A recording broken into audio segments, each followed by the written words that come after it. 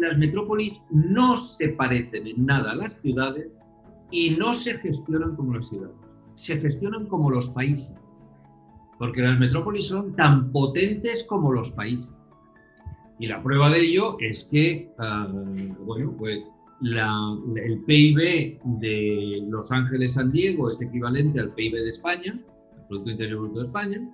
El PIB de la ciudad de Dallas, de la metrópolis de Dallas, es equivalente al PIB de Argentina. París es 3 veces Colombia. Madrid es equivalente a Perú, etcétera, etcétera. Es decir, las metrópolis son los grandes generadores, los grandes productores, el motor de las economías nacionales. Antes he dicho que son mucho más productivas que el resto del país y por lo tanto son el motor y es el vínculo internacional en una estructura de globalización a la cual, por mucho COVID que tengamos o no tengamos, a eso vamos y eso va a ser inevitable.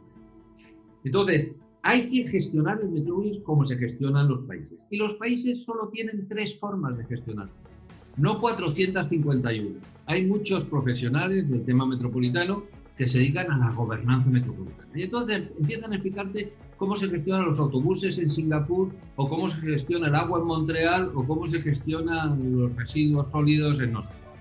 Y si te pones a describir eso, te puedo asegurar, vamos, que 9 factores multiplicado por 9 alternativas son 400 millones de alternativas. No es eso, hay solo 3. Y esas 3 son cómo se gestionan los países y desde hace 6.000 años estamos gestionando países y esas son las únicas 3 formas de gestionar los países. Y son la confederal, la federal y la unitaria. Y las constituciones se dividen en esas 3 formas. Que normalmente la confederal no existe como entidad nacional, porque la confederal es la sumatoria de unos países que se ponen de acuerdo en algunos temas y que llegan a un acuerdo de una confederación. La Unión Europea es una confederación. Y en la historia de la humanidad ha dicho muchas confederaciones. Los griegos eran una confederación, los griegos clásicos eran las 12 ciudades griegas, las ligas hanseáticas del norte de Europa de los alemanes.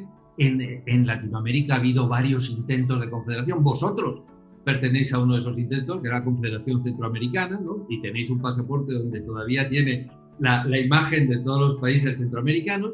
Las confederaciones no funcionan y mira cómo tenemos problemas en Europa, que tenemos que dar un salto cualitativo que intentamos hace 17 años, lo vimos mal y hemos sufrido las consecuencias de haberlo dado mal hace 17 años. Por lo tanto, al final en los países hay 2 formas de gestionarlo, que son sistema federal y sistema unitario. Entonces, vosotros, un país pequeño, no puede tener un sistema federal porque entonces sería desmembrarlo en 35 microunidades, por lo tanto es un sistema unitario. En los sistemas unitarios tú puedes tener 2 formas de gestionar el sistema unitario, que es la centralizada o la descentralizada, que no significa federar, estamos hablando solo del sistema unitario, no significa crear unidades federadas.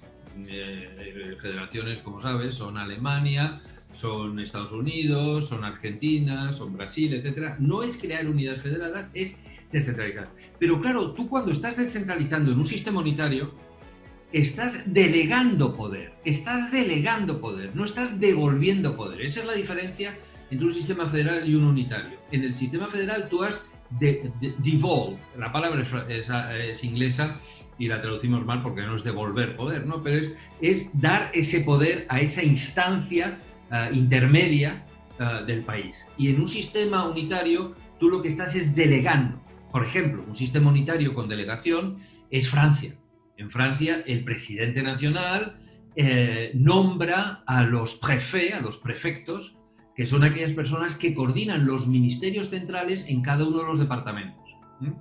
Y sin embargo, en otros sitios son los ministerios centrales los que toman la decisión sobre los temas importantes de inversión metropolitana. El Ministerio de Sanidad decide hacer un hospital aquí y el Ministerio de Carreteras decide hacer la carretera en el otro lado.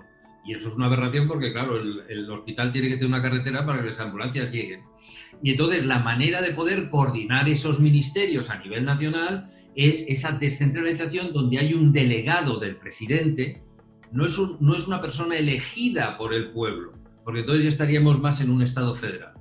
Es una persona delegada por el presidente que no se puede enfrentar políticamente con el presidente, porque entonces el presidente lo quita y pone a otro, y es la persona que coordina los ministerios, las grandes inversiones del Estado, y sobre todo en estados donde el gobierno se ha quedado con todo el dinero. Estoy poniendo el ejemplo de Guatemala, pero te puedo poner 150 ejemplos más, donde el presupuesto verdaderamente importante es el presupuesto del Estado. Y si hay que hacer algo en la metrópolis, que es el motor económico del país, es el Estado el que lo hace. Un metro, un aeropuerto, una autopista, etcétera, al final es el Estado que es el que tiene el dinero. Pues si alguien coordina esas acciones de los ministerios, que en lugar de ser cada uno por lo que quiere hacer, coordina esas acciones en el área metropolitana, eso ya sí que es una descentralización eficaz, ¿no?